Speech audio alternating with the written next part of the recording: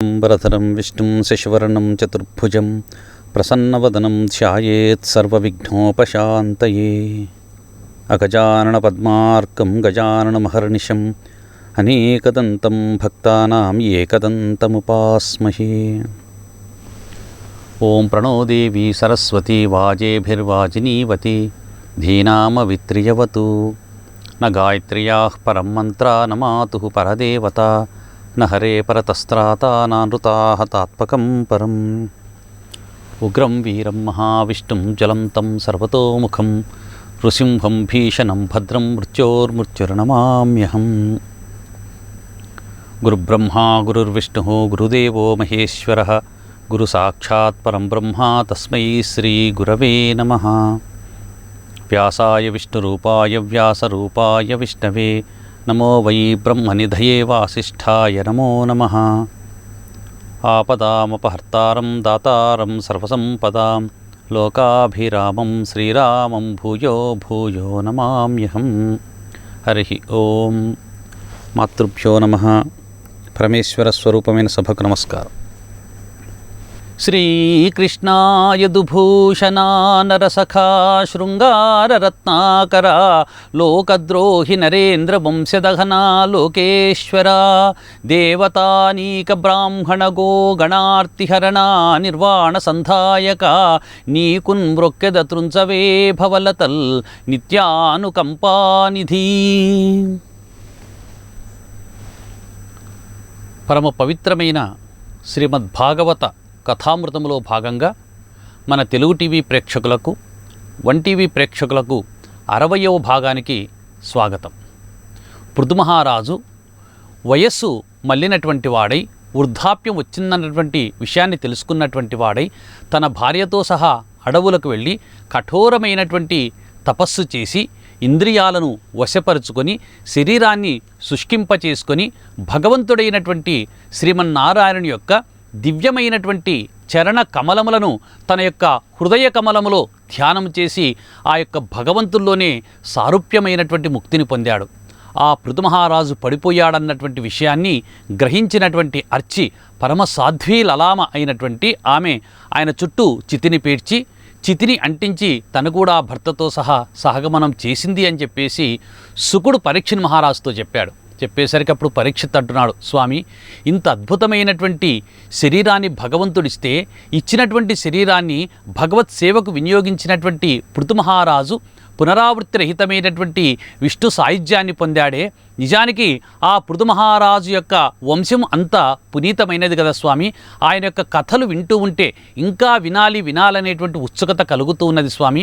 మరి పృథుమహారాజు పడిపోయిన తర్వాత ఆయన యొక్క కుమారులు రాజ్యాన్ని ఎలా పరిపాలించారో ఆ వివరాలన్నీ కూడా చెప్పి నన్ను అనుగ్రహించండి అని చెప్పేసి పరీక్షిత్తు శుకుని వేడుకుంటాడు. అప్పుడు శుకమహర్షి చెప్తున్నాడు, నాయనా పరీక్షిత్ మహారాజా, ఈ పృథుమహారాజు అరణ్యాలకు తపస్సులకు వెళ్ళేటప్పుడు తన యొక్క కుమారుడైనటువంటి వాడైనటువంటి ఆ యొక్క విజితాశ్విని మహారాజుగా రాజ్యాభిషిక్తిని చేశాడు. రాజ్యాభిషిక్తిని చేసిన తర్వాత ఆయన చాలా ధర్మంగా రాజ్యాన్ని పరిపాలిస్తూ ఉన్నాడు.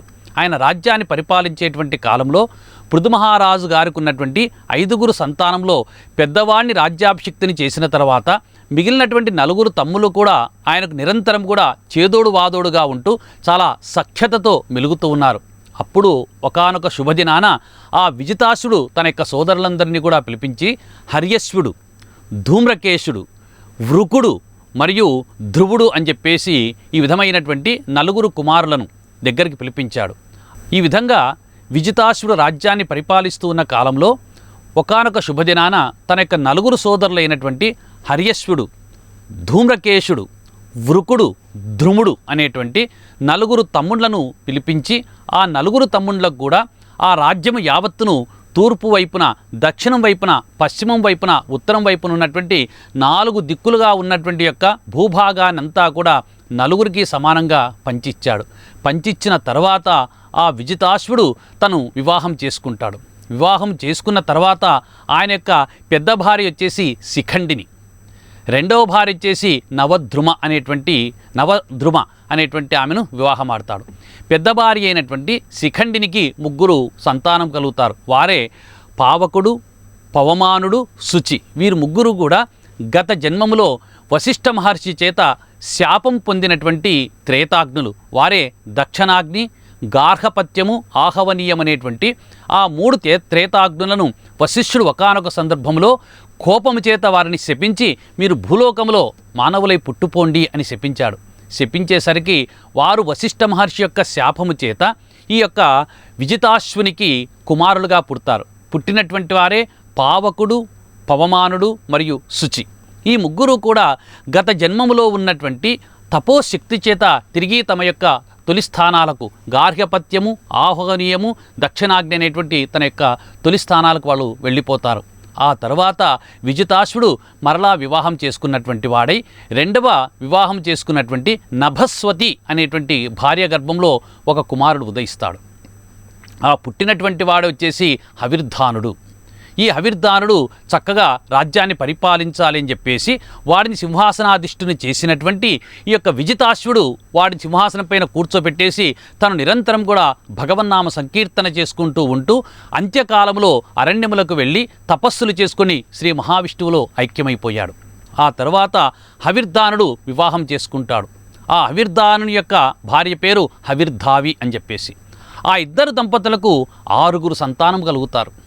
బర్హిష్పతుడు, గయుడు, శుకుడు, సత్యుడు, కృష్ణుడు మరియు ఆ అబ్బాయి వచ్చేసి చిట్ట చివరివాడు వచ్చేసి పుణ్యవ్రతుడు. ఈ విధమైనటువంటి 6 సంతానం కలుగుతారు. ఈ 6 సంతానంలో పెద్దవాడైనటువంటి బర్హిష్పతుడు అనేటువంటి వాడు మా వంశములో పుట్టినటువంటి మాకంటే ముందు పుట్టినటువంటి మా తాతలందరూ కూడా శ్రీ మహావిష్ణువును అనేక రీతులుగా సేవించి తరించారు. నేను కూడా తరించాలనేటువంటి సంకల్పం చేత ఆ బర్హిష్పతుడు భూమండలమంతా కూడా పెద్ద యజ్ఞవాటంగా తయారు చేసేస్తాడు. భూమిపైన ప్రతి చోట కనిపించిన అంగుళము భూమి సైతము చక్కగా దర్భల చేత, తూర్పు కొనలుగా ఉండేటువంటి దర్భల చేత అంతా పరిచేసి భూమండలాన్నంతా కూడా యజ్ఞవాటంగా తయారు చేసుకుంటాడు. తయారు చేసుకొని అనేక యజ్ఞయాగాది క్రతువులు నిర్వహిస్తాడు. ఆ విధంగా ఆయన యజ్ఞయాగాది క్రతువులు నిర్వహిస్తూ ఉన్నటువంటి కారణం చేత ఆ యొక్క రాజు రాజ్యాన్ని పరిపాలించేటువంటి కాలంలో సకాలంలో వర్షాలు కురిసేటువంటివి, పంటలు సమృద్ధిగా పండేటువంటివి. ఆ విధంగా పండుతూ ఉంటే ప్రజలందరూ కూడా ఈయనను ప్రజాపతి అని చెప్పేసి వేనోళ్ల కొనియాడారు.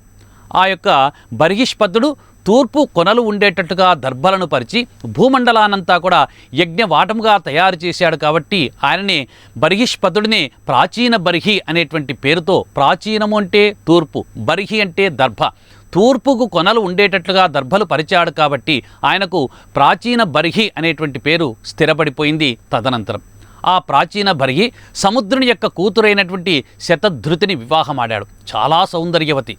ఆమె నిరంతరము కూడా భర్త యొక్క పాదసేవలో నిమగ్నమై పోయేటువంటిది. ఆమె ఐశ్వర్యానికి ఆటపట్టు.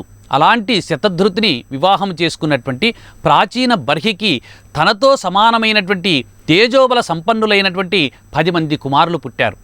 ప్రాచీన బర్హి ఎంత గొప్పగా యజ్ఞయాగాది క్రతువులు చేస్తూ శ్రీ మహావిష్ణువు పట్ల నిరంతరము కూడా అతని యొక్క మనసును లగ్నము చేశాడో ఆ విధమైనటువంటి తపశ్శక్తి సంపన్నత కలిగినటువంటి మంచి దేహదారుఢ్యము కలిగినటువంటి నవ యవ్వనులైనటువంటి 10 మంది కుమారులు ఆయనకు కలిగారు.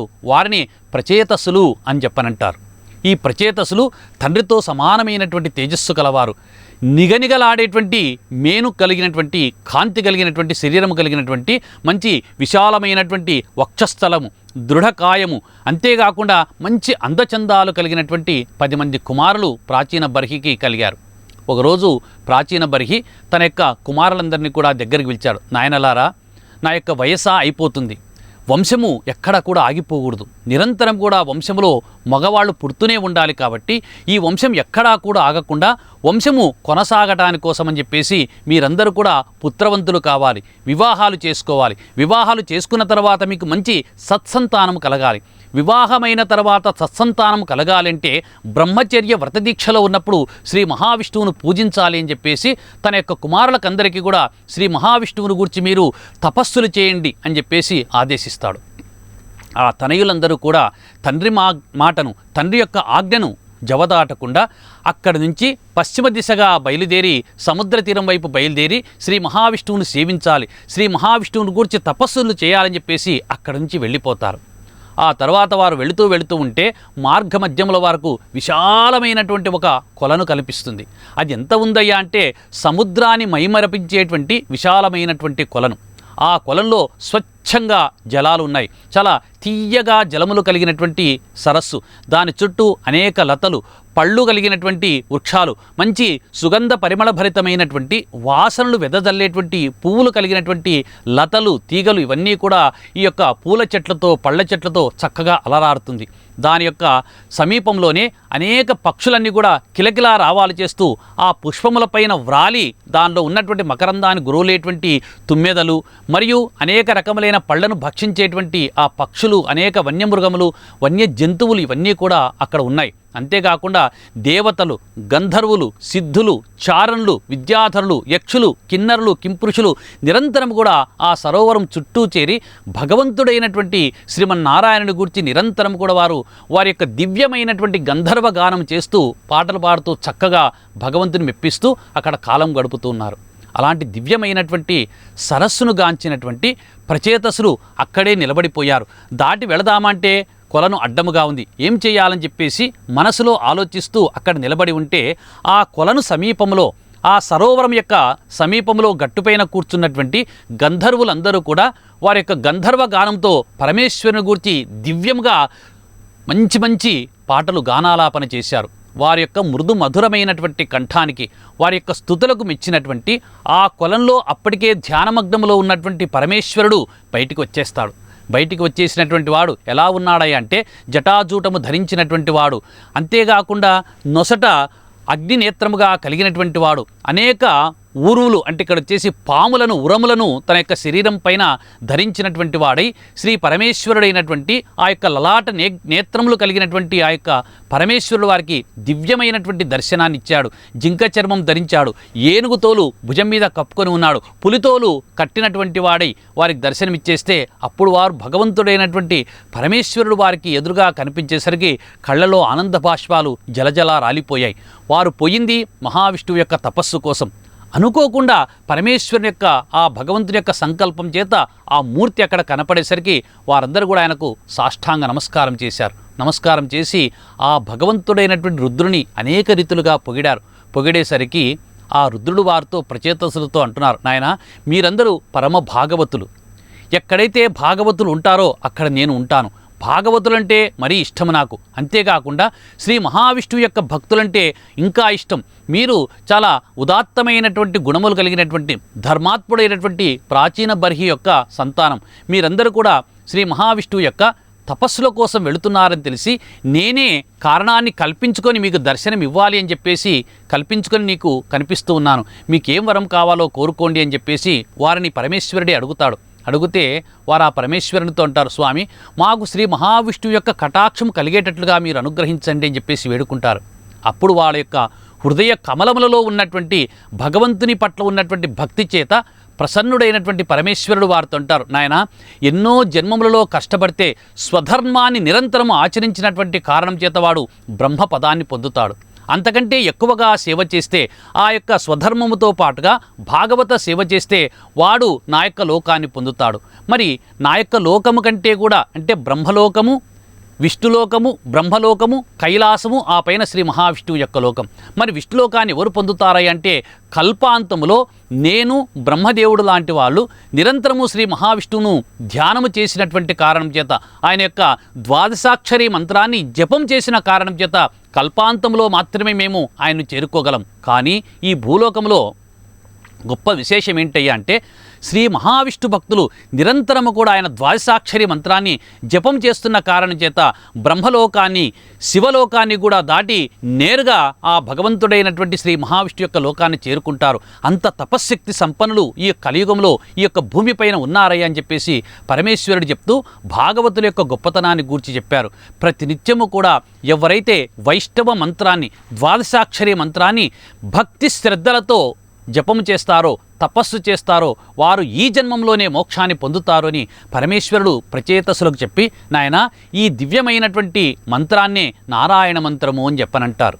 ఈ నారాయణ మంత్రాన్ని భక్తి శ్రద్ధలతో మూడు పూట్ల అనుష్ఠానం చేయాలి. ఆ యొక్క భగవంతుని పైన మనస్సు లగ్నం చేసి అనుష్ఠానం చేస్తే మీరు తప్పక ఆ భగవంతుని యొక్క అనుగ్రహాన్ని పొందుతారని చెప్పేసి పరమేశ్వరుడు ఆ ప్రచేతసులతో నారాయణ మంత్రం యొక్క గొప్పతనాన్ని గూర్చి చెప్పాడంట. ఏమని చెప్పారయ్యా పరమేశ్వరుడంటే, ఈ యొక్క దివ్యమైనటువంటి మంత్రాన్ని ఒకానొకప్పుడు బ్రహ్మదేవుడు తన యొక్క కుమారులకు చెప్పాడు. ఆ కుమారులే సనకుడు, సనందుడు, సనత్కుమారుడు, సనత్సుజాతుడు. నలుగురు కుమారులకు చెప్తే ఆ నలుగురు కుమారులు నారాయణ మంత్రాన్ని ఉపదేశం పొందినవారై ఆ బ్రహ్మదేవుడితో అంటారంట, తండ్రి మా కర్తవ్యం ఏమిటి అని చెప్పేసి అడిగితే అప్పుడు బ్రహ్మదేవుడు, మిమ్మల్ని సృష్టించింది కేవలము ప్రజాసృష్టి నిమిత్తమే, కాబట్టి మీరు ప్రజాసృష్టిని చేయండి అంటే ఆ చిన్న పిల్లలు దిగంబరులుగా ఉన్నారు, 5 ఏళ్ల వయసులో ఉన్నటువంటి వారు తండ్రిని చూసి నవ్వుతూ, నాయనా ఇంత దివ్యమైనటువంటి నారాయణ మంత్రాన్ని ఉపదేశం చెందిన తర్వాత కూడా సంసారం అనేటువంటి అజ్ఞానాంధకారంలో పడేటువంటి మూర్ఖులము కాదు, మేము నారాయణ యొక్క దివ్యమైన చరణ కమలములను చేరుకుంటాము, మాకు సెలవివ్వండి అని చెప్పేసి తండ్రి గారి యొక్క అనుమతి తీసుకొని అక్కడి నుంచి నారాయణ మంత్రాన్ని జపం చేస్తూ వారు ముందుకు వెళ్ళిపోయారు. బ్రహ్మదేవుడు తన యొక్క ప్రయత్నం విఫలమైనందుకు కించిత్తు బాధపడినటువంటి వాడై ఆ తర్వాత తన శరీరం నుంచి అనేక మంది మహర్షులను, భృగువాది మహర్షులను అందరినీ కూడా సృష్టిస్తాడు. సృష్టించిన తర్వాత ఆ భృగువాది మహర్షులనందరినీ కూడా దగ్గరకు తీసుకొని 13 మంది మహర్షులు అందరినీ కూడా కూర్చోబెట్టుకొని వారికందరికీ కూడా నారాయణ మంత్రాన్ని ఉపదేశిస్తాడు. ఆ ఉపదేశించిన నారాయణ మంత్ర ప్రభావం చేత ఈ విశ్వమంతా కూడా ప్రజాపతులుగా వారు మారి ప్రజా సృష్టి చేశారయ్యా అని చెప్పేసి పరమేశ్వరుడు ఆ ప్రచేతసులతో చెబుతూ నారాయణ మంత్రం యొక్క దివ్యమైనటువంటి విషయాన్ని, అందులో ఉన్నటువంటి గోప్యానంతా కూడా ప్రచేతసులకు ఈ విధంగా చెబుతున్నాడు. ఎవరైతే భక్తి శ్రద్ధలతో ఈ నారాయణ మంత్రాన్ని ప్రతినిత్యము సూర్యోదయం అయిన వెంటనే ప్రాతకాలంలో ఎవరైతే జపము చేస్తారో, ఎవరైతే నారాయణ మంత్రాన్ని పఠనము చేస్తారో, ఎవరైతే మరి ఒకరికి చెప్తారో అలాంటి వారికి సకల శ్రేయస్సులు కూడా వనగూరుతాయి. అంతేకాదు సంతానం లేని వాడికి సంతానం కూడా కలుగుతుంది, వారింట్లో అన్ని మంగళప్రదమైనటువంటి కార్యాలే జరుగుతాయని చెప్పేసి పరమేశ్వరుడు ప్రచేతసులకు చెప్తూ బ్రహ్మ తన యొక్క కుమారులైనటువంటి మానసపుత్రులైనటువంటి ఋషులకు చెప్పినటువంటి, ప్రజాపతులకు చెప్పినటువంటి నారాయణ మంత్రాన్ని గురించి ఈ విధంగా చెబుతున్నాడు. భగవంతుడైనటువంటి శ్రీ మహావిష్ణువు సృష్టి ఆదిలో ఉద్భవించినటువంటి వాడు. ఆయన చతుర్వ్యూహాత్మకమైనటువంటి శరీరాన్ని అధిష్ఠించి ఉంటాడు. అందుకే ఆ భగవంతుని యొక్క దివ్యమైనటువంటి 4 నామములు ప్రతి ఒక్కరూ నిరంతరము కూడా స్మరణ చేస్తూ ఉండాలి. వాసుదేవాయ నమః, సంకర్షణాయ నమః, ప్రద్యుమ్నాయ నమః, అనిరుద్ధాయ నమః అని చెప్పేసి 4 దివ్యమైనటువంటి మంత్రములు. ఈ 4 దివ్యమైనటువంటి మంత్రములలో సంకర్షణుడు వచ్చేసి చిత్తానికి అధిపతి. చిత్తము, మనస్సు, బుద్ధి, అహంకారం. ఈ చిత్తము, మనస్సు, బుద్ధి, అహంకారాల్లో ఒక్కొక్క దానికి ఒక్కొక్క ప్రతిరూపంగా ఉన్నటువంటి నారాయణుడు అధిష్టాన దేవతగా ఉండి ఆ యొక్క మనుషులను తన యొక్క దివ్యమైనటువంటి జ్యోతి వలె అంతర్లీనంగా ఉండి వారిని నడిపిస్తూ ఉంటాడు. ఈ సంకర్షణుడు మహా తేజోబల సంపన్నుడు. ఈ యొక్క శరీరానికంతటికీ కూడా పుష్టిని కలగజేసేటువంటి పంచ జ్ఞానేంద్రియాలు, పంచ కర్మేంద్రియాలు, పంచభూతములతో నిర్మించినటువంటి ఈ యొక్క శరీరము మనస్సు అనేటువంటి వాడిని అంతర్లీనంగా చేర్చి ఈ వాసనలను చేర్చి వాడిని ఆటాడిస్తూ ఉంటాడు. ఇదే భగవంతుని యొక్క సంకర్షణమైనటువంటి రూపము అని చెప్పేసి మొదటి రూపాన్ని గురించి చెప్పాడు. రెండవది వచ్చేసి వాసుదేవ రూపం. ఈ వాసుదేవ రూపం అనేటువంటిది ఎలాంటిదయ్యా అంటే భగవంతుని యొక్క తమోగుణము, రజోగుణములతో కలిసినటువంటి రూపం. చాలా బలయుతులైనటువంటి వారుగా ఉంటాడు భగవంతుడు. అలాంటి వారిలో వారు ఏ కార్యం చేయడానికి కూడా వెనకాడడు. మనం ఏదైనా ఒక పని చేయాలంటే ఓం వాసుదేవాయ నమః అనేటువంటి మంత్రాన్ని మనము అనుష్ఠానం చేసి ముందుకు వెళితే అందులో తప్పక విజయాన్ని కూడా పొందవచ్చు అని చెప్పేసి పరమేశ్వరుడు ప్రచేతసులకు చెప్తున్నాడు. వాసుదేవాయ నమః. ఎందుకయ్యా వాసుదేవాయ నమః అంటారంటే సకల ప్రాణుల యందు చేతనాచేతనములైనటువంటి ఈ యొక్క సృష్టిలో ఉన్నటువంటి సకల జీవుల యందు కూడా అంతర్లీనంగా ఉండి అందరినీ ఆడించేటువంటి శక్తి కేవలము వాసుదేవుడికే ఉన్నది. కాబట్టి ఆ యొక్క వాసుదేవుని యొక్క మంత్రాన్ని అందరూ కూడా ప్రతినిత్యము జపించాలి అన్నాడు. అలాంటి వాసుదేవాయ నమః అనేటువంటి మంత్ర ప్రభావం చేత జీవులకు బలము కలిగి, ఉత్తేజము కలిగి వారి యొక్క పనులలో కృతకృత్యులవుతారని చెప్పేసి రెండవ వ్యూహాన్ని గురించి చెప్పాడు. మరి మూడవది వచ్చేసి ప్రద్యుమ్నాయ నమః. ఆ ప్రద్యుమ్నాయ నమః అని చెప్పేసి యొక్క బలమైనటువంటి యొక్క మంత్రం ఏంటయ్యా అంటే మనస్సుకు సంబంధించినటువంటిది. మనస్సు చాలా అందంగా ఉండాలి. ఎంత అందంగా ఉండాలి అంటే మన ఎదురుగా శత్రువు వస్తే కూడా శత్రువును ప్రేమతో పలకరించేటువంటి గుణాన్ని కలిగి ఉండాలి. ప్రద్యుమ్నుడు చాలా అందగాడు. ఒకానొక సందర్భంలో ప్రద్యుమ్నుడు ఎదురుగా వచ్చాడంట రుక్మిణీదేవికి. ఎదురుగా వస్తే ఆమె ఆ ప్రద్యుమ్నుని చూసి కృష్ణ పరమాత్ముడు అని చెప్పేసి భ్రమకు లోనైపోయింది. అంత అందగాడు ప్రద్యుమ్నుడు. సాక్షాత్ కృష్ణుడితో ముమ్మూర్తుల అందము కలిగినటువంటి, కృష్ణుని కంటే కొంచెం ఎక్కువ అందము కలిగినటువంటి వాడే ప్రద్యుమ్నుడు. అందుకే మన మనస్సు అంత అందంగా ఉండాలి. ఎక్కడ కూడా రాగద్వేషాలకు మనము స్థానం ఇవ్వకుండా వాటికి అతీతంగా అందరినీ ప్రేమగా మనం చూడాలి అని చెప్పేసి ప్రద్యుమ్న రూపం అనేటువంటిది మనస్సును గూర్చి చెబుతుంది. ఆ తర్వాత అనిరుద్ధాయ నమః అని చెప్పనంటాడు. ఈ అనిరుద్ధాయ నమః అనేటువంటి మంత్రం ఏంటయ్యా అంటే చిత్తము. మనం చేసేటువంటి ఆలోచనలన్నీ కూడా చాలా పవిత్రంగా ఉండాలి. నిష్పక్షపాతంగా మన యొక్క ఆలోచనలు ఉంటే మనం చేసేటువంటి ప్రతి పని కూడా 10 మంది చేత గౌరవించబడుతుంది, శ్లాఘించబడుతుంది. అందరి చేత మనము మన్ననలు కూడా పొందవచ్చు అని చెప్పేసి సంకర్షణాయ నమః, వాసుదేవాయ నమః, ప్రద్యుమ్నాయ నమః, అనిరుద్ధాయ నమః అని చెప్పేసి ఈ యొక్క భగవంతుని యొక్క వ్యూహ చతుష్టయము అని చెప్పేసి ఆ విరాట్ స్వరూపం నుంచి కూడా ఈ 4 రూపాలు ఉద్భవించాయి. ఈ 4 రూపాలను మీరు పరమ భక్తితో ముప్పూటలా కూడా ఆ భగవంతుడైనటువంటి వాసుదేవుని యందు మనసు లగ్నం చేసి మీరు తపస్సు చేయండి. తపస్సు చేస్తే మీకు ఆ భగవంతుని యొక్క అనుగ్రహము అనతి కాలంలోనే లభిస్తుందయ్యా అని చెప్పేసి పరమేశ్వరుడు ప్రచేతసులకు చెబుతూ మరొక్క మాట కూడా చెప్పారు. మీరు ఏ విధంగా అయితే భగవంతుని యొక్క వ్యూహ చతుష్టయాన్ని నిరంతరము ధ్యానం చేస్తూ ఉంటారో, ఆ ధ్యానం చేస్తున్నటువంటి కారణం చేత మీ మనస్సులలో ఇంద్రియాలతో మనస్సు మమేకమైపోయి అవి చేసేటువంటి దుష్ట వ్యాపారాలన్నీ కూడా వెనక్కి తిరిగి వచ్చేస్తాయి.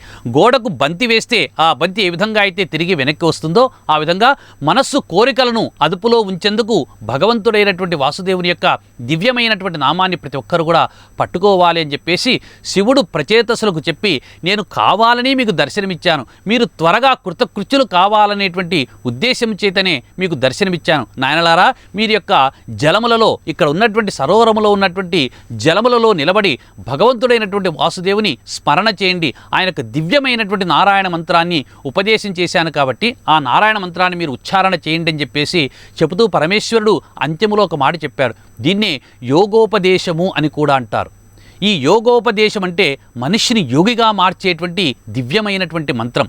ఈ మంత్రాన్ని మీరు జపం చేయండి అని చెప్పేసి పరమేశ్వరుడు అక్కడనే అంతర్ధానం చెందుతాడు.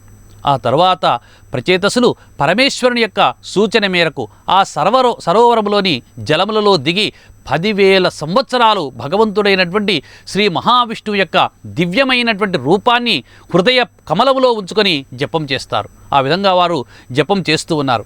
మరి ప్రాచీన బర్హి వీళ్ళందరూ కూడా తపస్సులకు వెళ్ళిన తర్వాత జపం చేస్తున్నటువంటి ప్రచేతసులకు భగవంతుని యొక్క సాక్షాత్కారం ఎలా కలిగింది? ప్రాచీన బర్హి ఏం చేశాడంటే, ఒకానొక సందర్భంలో ప్రాచీన బర్హి ప్రశాంతంగా కూర్చొని ఉంటే ఆయన దగ్గరికి నారద మహర్షి విచ్చేసి వారు చేస్తున్నటువంటి జపం ఎలా ఉంది, ఆ తదనంతరం ప్రాచీన బర్హి ఏమి చెయ్యాలి అనేటువంటి ఆ యొక్క సంకల్పాలన్నింటినీ కూడా మనము రేపటి భాగంలో తెలుసుకుందాం.